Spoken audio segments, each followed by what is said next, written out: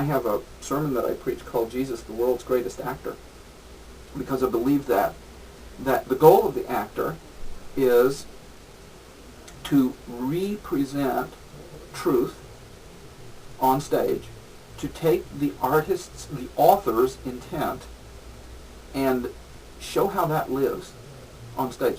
Show truth on stage. Which is exactly what Jesus did. It's exactly what Jesus did when he came the first time. Read John, just in the book of John. The Word made flesh. The Word made flesh, exactly, yes. This abstract kind of an idea, the logos, the Word, actually takes on physicality.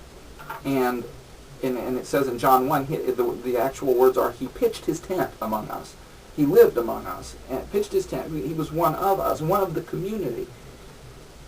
And his job was not just to save mankind, but to glorify the Father. Mm-hmm. And how did he do that? He revealed the Father to the disciples. Jesus says at several points in John that, beginning in John 5, he says, I never said anything that I didn't hear the Father speak.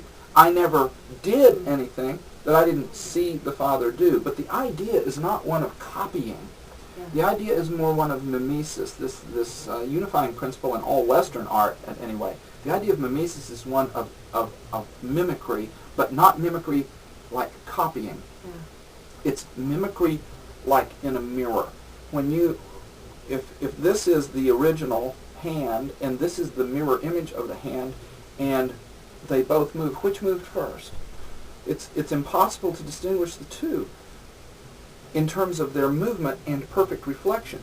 Jesus is a perfect expression and reflection of the Father. Not the same person, but unique persons, but one God. Mm-hmm. So much so, that Jesus says to Philip, when Philip asks him in the upper room, Philip says, I think Philip, he's a kind of a back row guy. You don't hear much from Philip. But there he is in the upper room. He knows this is his last night with the Savior. And I don't know why he says this, but, maybe wanting to grease the wheels a little. I don't know why. But he says, I'll tell you what, Lord, you just show us the Father, and that'll be enough. We'll be satisfied. And it sounds spiritual, and it sounds like it. And I don't want to impugn Philip's integrity, but I know I would have been prone to say something like that as well. Right. And it kind of would make you look good in front of the others. It's kind of a spiritual request. And Jesus said, have I been with you so long, and you don't know that if you've seen me, you've seen the Father? Perfect representation. That's part of Jesus' job in coming. A big part of it is to reveal the Father to the disciples. That's our job as Christian actors, to reveal Christ to the world.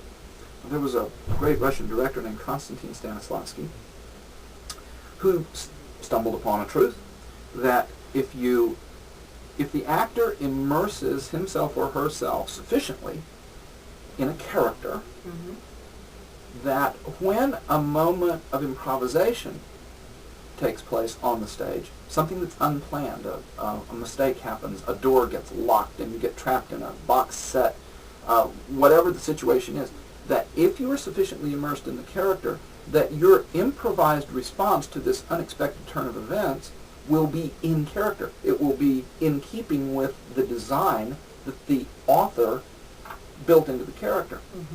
It's the same thing in Christian circle.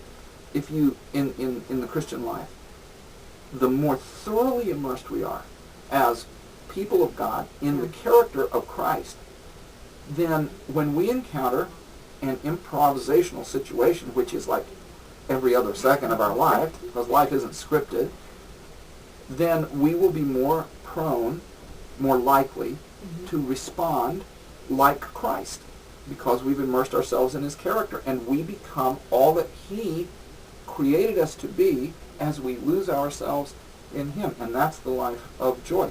That's where we discover the joy that we've always wanted.